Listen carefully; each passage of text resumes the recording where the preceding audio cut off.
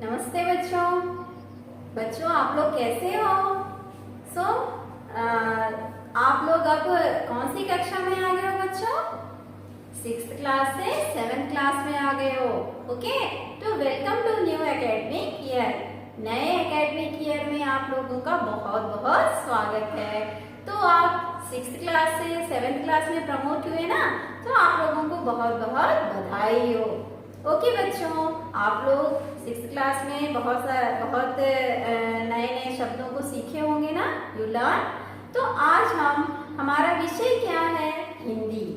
हम आपकी कौन सी अध्यापिका है? हिंदी अध्यापिका है। मेरा नाम क्या है? उमा। ओके, तो हमारा विषय ही क्या है? हिंदी।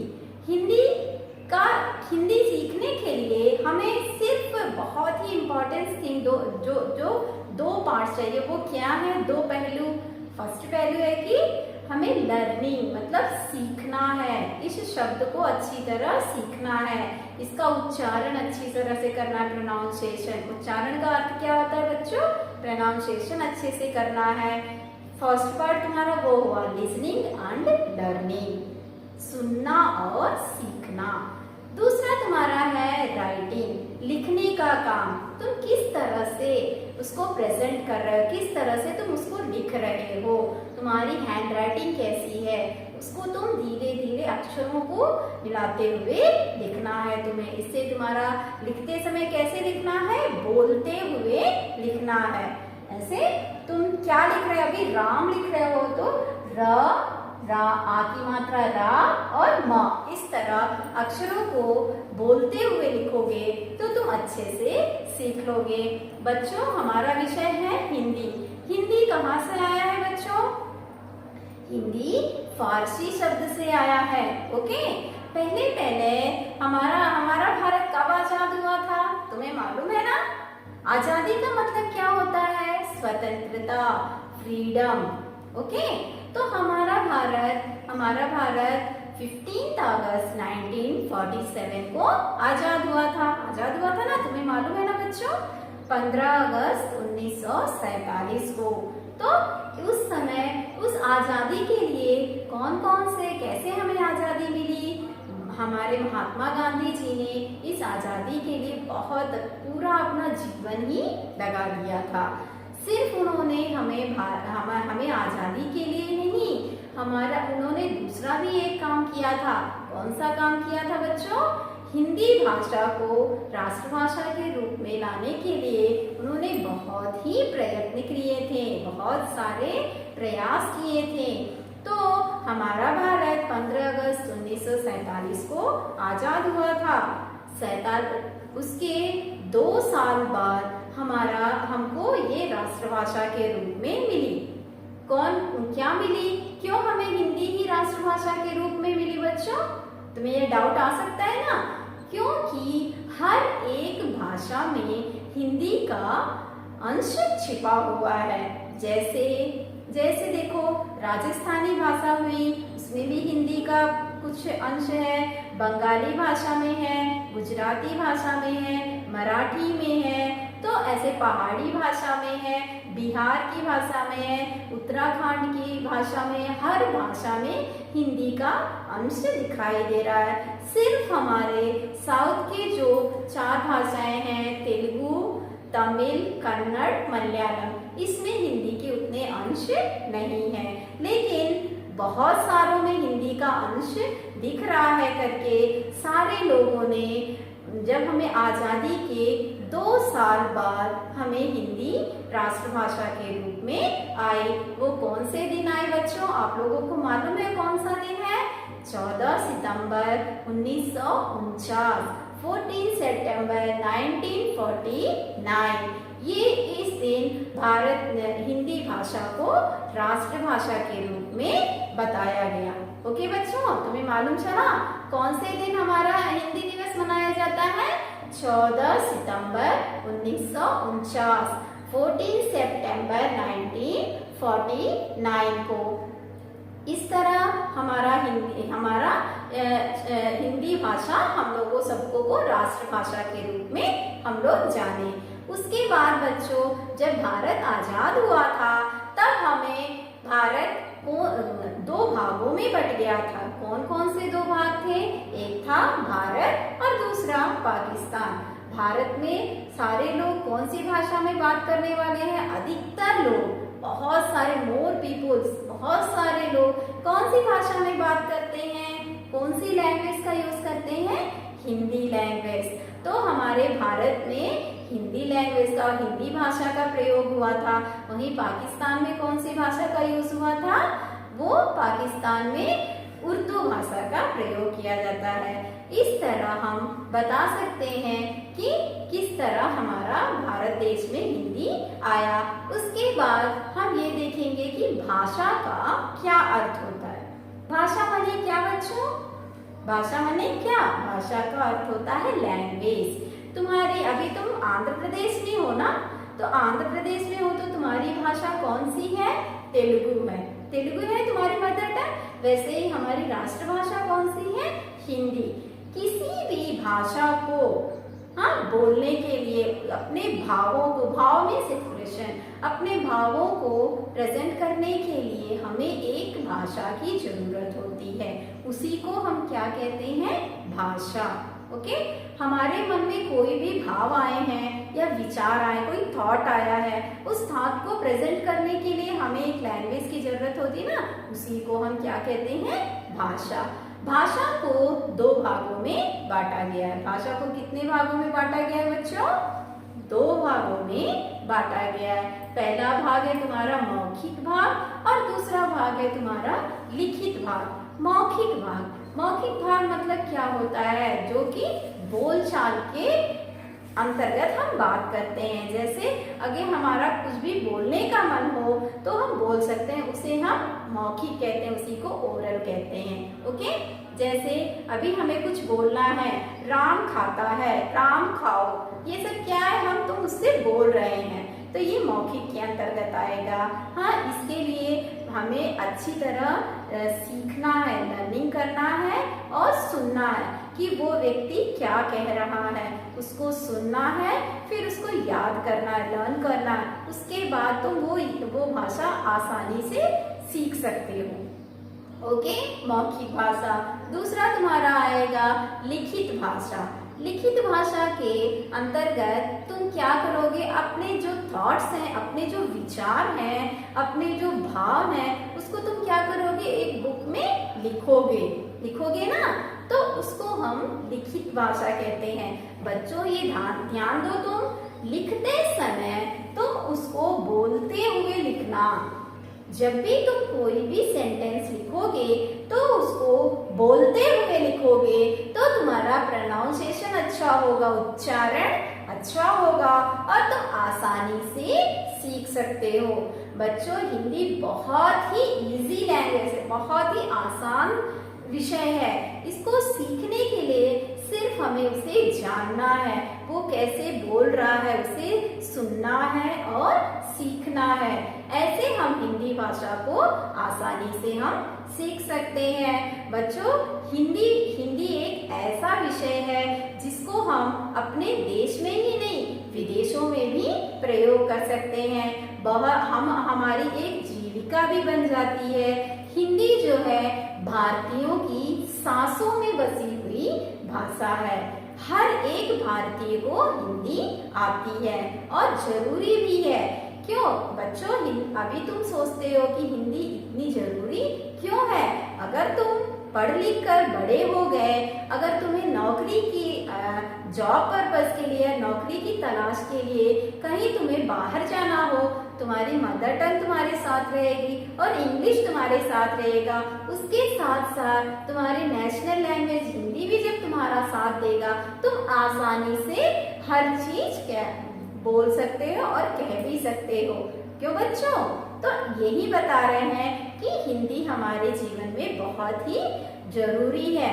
हाँ, इस तरह हम बता सकते हैं ये हिंदी हमारे सिर्फ भारतवर्ष में ही नहीं, विदेशों में भी बहुत ही ज्यादा इसका चलन हो रहा है। क्यों विदेशी लोग हिंदी सीख रहे हैं?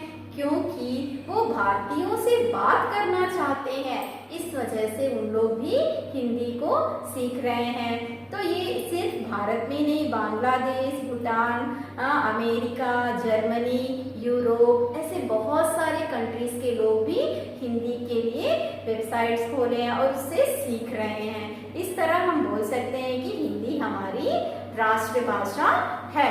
अच्छा बच्चों, आज मैं आप लोगों को आप अभी कौन सी कक्षा में आए हैं? 7वीं कक्षा में आए हैं ना, तो उसका कौन कौन से पाठ हैं उसके बारे में मैं आप लोगों को बताने जा रही हूँ। आप लोगों को अभी हम आप लोगों के इंडेक्स के बारे में, विषय सूची के बारे में बताने जा रही हूँ। आप लोगों की पाठ्य पुस्तक में क्या क्या इंडेक्स दिया हुआ है उसके बारे में मैं आप लोगों को बता रही हूँ। पहला आपका इकाई होगा। अच्छा बच्चों अब आप कौन सी कक्षा में आ गए हैं? 7वीं कक्षा में, 7th क्लास में आ गए ना। तो आप लोगों को आप लोग के कौन कौन से पाठ हैं उसके बारे में मैं आप लोगों को बताने जा रही हूँ। पहला इकाई का मतलब यूनिट होता है। क्रम संख्या फर्स्ट लेसन में आपका कौन सा पाठ है बच्चों? मन करता है। मन करता है कैसा पाठ है? कैसा पाठ है बच्चों मन करता है? आप लोगों को मालूम होगा ना। ओके, मन करता है एक कविता पाठ है। कविता का मीन्स पोयम पाठ है। इसमें तुम्हारा मन क्या क्या करता है? कुछ बच्चों का मन पढ़ने को करता है, कुछ बच्चों का मन खेलने को करता है, कुछ बच्चों का मन दौड़ने को करता है। इस तरह उस लड़के का क्या क्या मन करता है इसमें हमें बताया गया है। वो लड़का क्या क्या उसके मन में क्या क्या विचार आते हैं। अभी तुम भी हो ना, तुम घर पे बैठे हो, तुम्हारा मन क्या क्या कर रहा है? कुछ बच्चों का मन ड्राइंग करने को कर रहा है, कुछ बच्चों का मन टीवी देखने को कर रहा है, कुछ बच्चों का मन हैंड राइटिंग लिखने को कर रहा है। ऐसा हर किसी बच्चे का अपना अपना मन करता है। वो हमारा पहला पाठ है। ओके बच्चों। अच्छा, दूसरा पाठ तुम्हारा है सच्चा दोस्त। सच्चा दोस्त का अर्थ क्या होता है? ट्रूथली फ्रेंड, जो कि हमारा मुश्किलों में साथ देता है, कठिनाइयों में, डिफिकल्टीज में हमारा साथ रहता है, वही हमारा सच्चा मित्र है। मित्र का अर्थ क्या होता है? फ्रेंड। ओके, इस सच्चा दोस्त के पाठ कैसा है? ये एक कहानी पाठ है। कैसा पाठ है बच्चों? ये कहानी पाठ। इस कहानी में 2 लोग रहते हैं। कौन कौन रहते हैं यहाँ? अमर और पेड़। अमर किससे दोस्ती करता है? पेड़ से दोस्ती करता है। तो पेड़ उसका साथ अंत तक नहीं छोड़ता है। पेड़ हर समय अमर का साथ देता रहता है। इन दोनों के बारे में हम इस पाठ में देखेंगे कि दोस्ती पेड़ ने किस तरह से अपनी दोस्ती निभाई। पेड़ जो कि अमर को छाया देता है, तरह तरह के फल देता है। जब अमर छोटा था तब अमर उस पेड़ की डालियों से, डालियां मीन्स क्या होती है? ब्रांच, उस ब्रांचेस से क्या करता रहता है? झूलता रहता है। इस तरह पेड़ अमर का साथ अंत तक देता है। वही सच्चा दोस्त है। और तुम्हारा तीसरा वो पाठ के अंतर्गत नहीं आएगा। अगर पेड़ भी चलते होते, वो एक कविता पाठ है, लेकिन वो जस्ट तुम लोग को पढ़ने के लिए है। ओके, ये अगर पेड़ भी चलते होते, बच्चे सारे लोग पेड़ के नीचे बैठे रहते हैं और हम लोग सब सोचते हैं, थिंक अबाउट कि अगर पेड़ भी चलते होते तो क्या करते। इस तरह की यह कविता है। इसमें तीसरा तुम्हारा पाठ है हिंदी दिवस। हिंदी दिवस कब मनाया जाता है बच्चों? आपको मालूम है हिंदी दिवस कब मनाया जाता है? 14 सितंबर 1949। 14 सितंबर 1949 को हमको हिंदी दिवस के रूप में आया था। तो हर साल हम कौन से दिन मनाते हैं? 14 सितंबर को हिंदी दिवस मनाते हैं। तो वो हिंदी दिवस में बच्चे क्या क्या करते हैं? अपनी पाठशाला में अपनी कक्षाओं को सजाते हैं, डेकोरेट करते हैं। सजाना मीन्स क्या बच्चों? डेकोरेट करते हैं। हाँ, वहाँ उस समय कुछ प्रतियोगिताएं होती हैं। हाँ, सिंगिंग, कुछ बच्चे गाना गाते हैं। हाँ, इस तरह हिंदी दिवस को सारे लोग सेलिब्रेट करते हैं, मनाते हैं। ओके, ये हमारे हिंदी दिवस के बारे में पूरी जानकारी देगा। यहाँ इस पाठ में क्या है, दो दोस्तें क्या करती हैं, बातें करती रहती हैं, एक दूसरे से बात करती हैं, उसको क्या पाठ कहा जाता है, संवाद। संवाद मीन्स एक दूसरे से बातें करना। तो इस तरह का पाठ है तुम्हारा हिंदी दिवस। उसके बाद तुम्हारा पाठ आता है चूहे को मिली पेंसिल। एक छोटी सी कहानी है। तुम लोग कंटिन्यू लेसन आएगा तो तुम लोग बोर हो जाओगे ना, इस वजह से हम लोग वहाँ एक छोटी सी कहानी रखी गई है। चूहे, तो क्या है कहानी का नाम, चूहे को मिली पेंसिल। एक चूहा रहता है, उसे एक छोटी सी पेंसिल मिलती है। तो उन दोनों के बारे में इस लेसन में बताया गया, इस छोटी सी स्टोरी में, कहानी में तुम लोगों को बताया गया। चूहे को मिली पेंसिल कौन सा पाठ है, कहानी पाठ है। उसके बाद तुम्हारा चौथा पाठ आता है फोर्थ लेसन। फोर्थ लेसन क्या है, अपना प्यारा भारत देश। अपना प्यारा भारत देश, ये कैसा पाठ है बच्चों, कविता। ओके, ये कविता पाठ है। इसमें भारत देश के गुणों के बारे में, भारत की जो क्वालिटी है उसके बारे में, हमारा भारत बहुत ही महान देश है ना, बहुत ही ग्रेट कंट्री है ना हमारा भारत देश। उस भारत देश के बारे में पूरा इंट्रोडक्शन दिया गया है कि कश्मीर से लेकर कन्याकुमारी तक कौन कौन से हैं और हमारा भारत देश कितना प्यारा है, यहाँ क्या क्या है। हाँ, इसके बारे में एक कविता के द्वारा तुम्हें बताया गया है। ओके बच्चों, तो ये एक कविता पाठ है। अच्छा बताओ, बादल, बादल का अर्थ क्या होता है, क्लाउड। ओके, तो ये एक कहानी पाठ है। बस आप लोगों को रिलैक्स करने के लिए, ये तुम्हारे एग्जाम में नहीं आएगा बादल पाठ, जस्ट तुम लोगों के लिए ये रखा गया है, कहानी पाठ है। तुम लोगों को हम एक्सप्लेन करेंगे कि इस बादल लेसन में क्या है, क्लाउड कहाँ से आते हैं, वो आकाश में दिखते हैं, बारिश होने से पहले बादल छा जाते हैं, इसके बारे में मैं आप लोगों को वहाँ बताऊंगी। अच्छा, आप लोगों का छठवां लेसन है, सिक्स्थ लेसन कौन सा है, छुट्टी पत्र। छुट्टी पत्र, पत्र अगर तुम अपने दोस्त, तुम्हारा दोस्त कहीं बाहर है तो तुम अपने बातों को कहाँ से प्रेजेंट करोगे, एक लेटर में लिखकर उसे प्रेजेंट करोगे ना।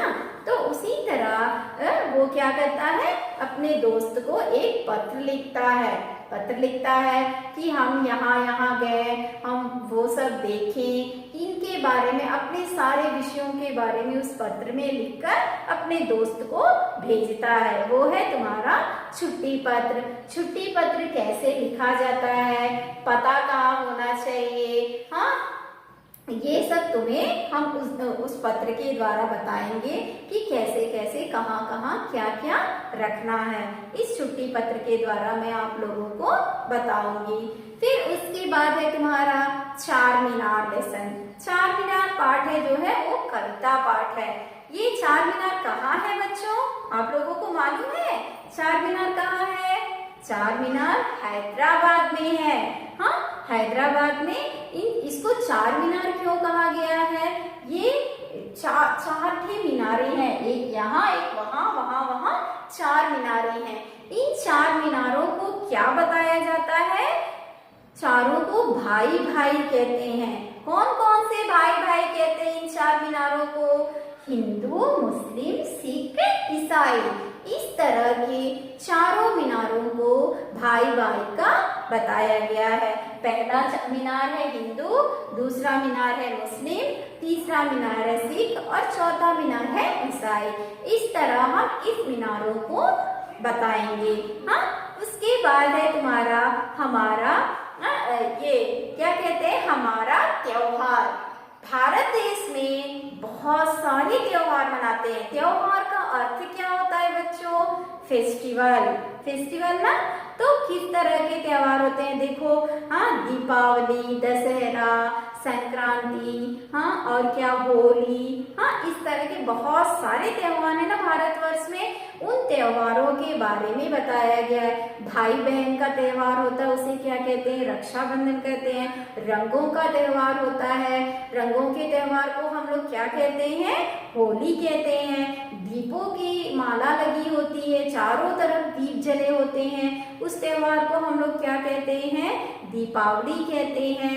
दशहरे का त्योहार को यहाँ क्या मनाते हैं? दशहरा मनाते हैं। कुछ आंध्रा में तो बहुत सारे लोग 9 दिन क्या कहते हैं? छोटे छोटे वो रखते हैं, खिलौने रखते हैं और भगवानों की पूजा करते हैं वो 9 दिन। उसको हम दशहरे के नाम से बुलाते हैं। रक्षाबंधन भाई बहन का त्योहार होता है। इस तरह हमारे बहुत सारे त्योहारों के बारे में उस पाठ में हम जानेंगे। उस पाठ का नाम क्या है? हमारा त्योहार। ओके, उसके बाद है तुम्हारा प्यारी बिटिया। प्यारी बिटिया, प्यारी बिटिया, ये एक छोटी सी कविता है। ये क्या है बच्चों? छोटी सी कविता है। कविता का अर्थ क्या होता है? तुम्हें मालूम है ना कविता का क्या अर्थ होता है? पोयम। कविता का अर्थ पोयम होता है। प्यारी बिटिया, बिटिया का अर्थ क्या होता है? डॉटर, बहुत डियर डॉटर। ओके, प्यारी बिटिया, इसमें एक लड़की के बारे में बताया जा रहा है कि लड़की किस तरह अपनी माँ को प्यार करती है, अपने पूरे परिवार को प्यार करती है। हाँ, वो लड़की किस तरह एक बूढ़े से आदमी को देखती है जो कि ठंड में ठिठुर रहा होता है, ठंड में बैठा रहता है। उसको कहती है, दादा दादा मैं आपको घर छोड़ दूंगी, चलो। तो वो बोलता है, मेरा कोई घर नहीं। तो उसको अपने घर लाकर बैठाती है। इसके बारे में ये एक छोटी सी लड़की और उस बूढ़े आदमी के बारे में है, ये इस कविता में हम जानेंगे। ओके बच्चों, उसके बाद है तुम्हारा 10वां पाठ कौन सा है? कबीर के दोहे। कबीर के दोहे क्या है? ये भी एक कविता है। इसमें कबीर दास जी के बारे में मालूम है ना तुम्हें, जो कि बहुत ही ग्रेट पोएट हैं, अच्छे कवि हैं। उन्होंने समय का वर्णन किया है। समय बहुत ही मूल्यवान होता है, हाँ, बहुत ही वैल्यूएबल होता है ना, मूल्यवान होता है। तो उस समय के बारे में उन्होंने एक कविता बताई है। कौन सी कविता है? सुनना चाहोगे बच्चों? ओके, वो पोएम मैं आपको बता रही हूँ। काल करे सो आज कर, आज करे सो अब, पल में परलय होएगो, बिहरू करेगो कब। काल करे सो आज कर, आज करे सो अब, पल में परलय होएगो, बहुरी करेगो कब। इसका अर्थ ये होता है कि कल का काम हमें आज करना है, आज का काम हमें अभी ही करना है। किस समय, कौन से समय प्रलय आ जाए किसी को नहीं मालूम है। ओके, तो बच्चों तुम भी कोई भी काम जो सोच रहे हो वो अभी के अभी कर लेना चाहिए, उसे पेंडिंग नहीं रखना चाहिए, क्योंकि समय बहुत ही इम्पोर्टेंट है। उसी के बारे में यहाँ कबीर दास जी ने पोयम में हमें बताया है। उसके बाद और भी पोएम्स हैं जो हम आपको लेसन में बताएंगे। उसके बाद है तुम्हारा घंटे की आवाज। घंटे की आवाज जो है एक चित्र कथा है। तुम्हें हम पिक्चर दिखाएंगे, उस पिक्चर के अनुसार उसको हम बताएंगे कि ये क्या क्या हो रहा है। घंटे की एक पहाड़ी इलाका रहता है, माउंटेन में घंटे की आवाज होती है। उस आवाज को कैसे सब लोग डर जाते हैं सुन के, उसके बारे में मैं आप लोगों को बताऊंगी। उसके बाद तुम्हारा लास्ट लेसन है। तुम्हारा लास्ट लेसन कौन सा है बच्चों? कंजूस सेठ। वो एक कहानी है। इस कहानी में हम उस कंजूस सेठ के बारे में जानेंगे। कंजूस सेठ पहले एक नारियल मांगता है, कोकोनट मांगता है पीने के लिए, तो वो बोलता है कि ये इतने पैसे का है, तो वो और दूर जाता है। इस तरह इस कहानी को मैं आप लोगों को बताऊंगी। अच्छा बच्चों, आप लोग को ये विषय सूची अच्छे से समझ में आई ना बच्चों? ओके, धन्यवाद बच्चों।